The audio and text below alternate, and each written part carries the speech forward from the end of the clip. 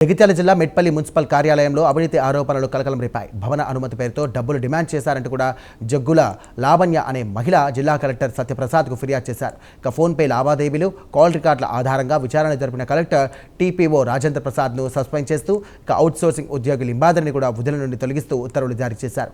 ఈ చర్యలతో మున్సిపల్ కార్యాలయంలో ఒక్కసారిగా కలకలం రేగింది.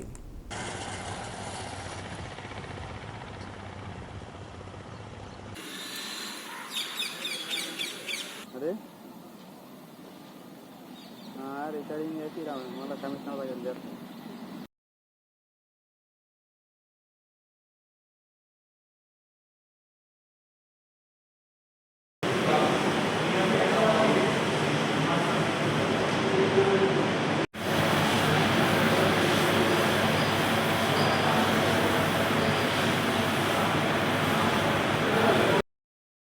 ఈరోజు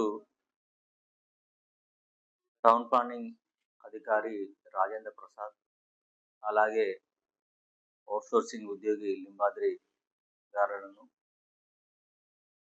అవినీతి ఆరోపణలపై, అలాగే ఇల్లీగల్ పర్మిషన్పై గౌరవ జిల్లా కలెక్టర్ గారు వారిని విధుల నుంచి తొలగించడం జరిగింది.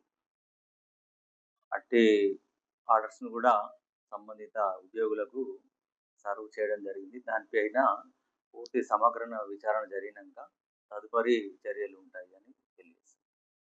సస్పెన్షన్ టీపీఓ రాజేంద్ర ప్రసాద్ గారిపై సస్పెన్షన్ కొనసాగుతుంది. అవుట్సోర్సింగ్ ఉద్యోగి అయినటువంటి లింబాద్రి వారిని పూర్తిగా ఉద్యోగం నుంచే తొలగించడం జరిగింది.